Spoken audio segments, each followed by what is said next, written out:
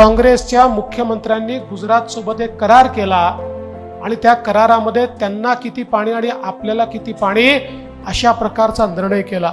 नंतर मी मुख्यमंत्री झालो, ज्या काँग्रेस सरकारने करार केला ते काँग्रेसचे लोकही म्हणायला लागले आमचं पाणी देताय, तर माझ्या लक्षात आलं की कराराप्रमाणे त्यांना पाणी द्यावं लागेल। जर हा इंटरस्टेट प्रोजेक्ट ठेवायचा असेल आणि केंद्र सरकारचे पैसे केवळ इंटरस्टेट प्रोजेक्टला मिळतात, मी निर्णय केला महाराष्ट्र काही लेचपेचं राज्य नाही आहे, हे मजबूत राज्य आहे, आम्हाला कोणाचेही पैसे नको, आम्ही आमच्या पैशाने या ठिकाणी हा प्रोजेक्ट करू। आणि मी तो करार तोडला आणि ठरवलं की महाराष्ट्रातनच आम्ही हे काम या ठिकाणी पूर्ण करू।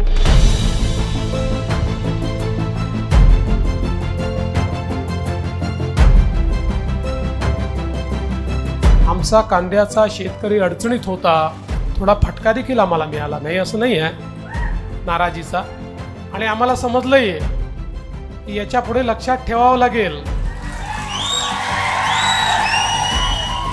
जोपर्यंत मोदी सरकार आहे अशी अचानक निर्यात बंदी वगैरे यापुढे लागणार नाही।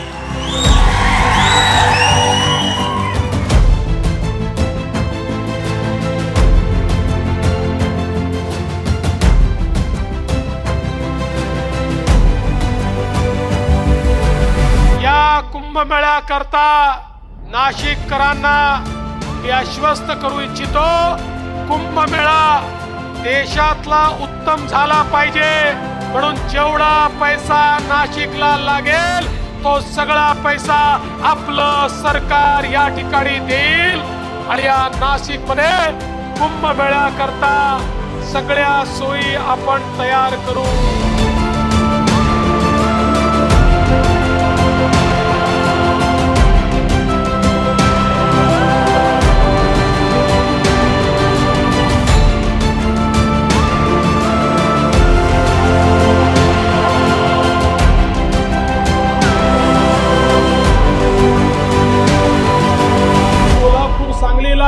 सातत्याने येणारा पूर बघत असताना आपण निर्णय केला आणि वर्ल्ड बँकेतनं 4000 कोटी रुपयाची योजना केली।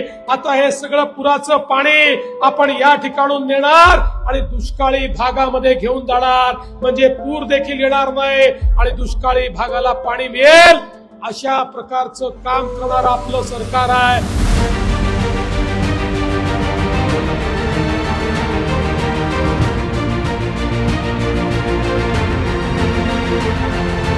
ही निवडणूक एका राहुल आवाडेची काही आहे, ही आमच्या अस्तित्वाची निवडणूक आहे, हे आमचं धर्मयुद्ध आहे। या धर्मयुद्धामध्ये माझं तुम्हाला आव्हान आहे, तुम्हाला पेटून उठावं लागेल आणि एका एकाला मतदान केंद्रावर जाऊन यांचे नापाक इरादे दफन करावे लागतील आणि या ठिकाणी पुन्हा एकदा आपल्याला राम राज्य आणावं लागेल।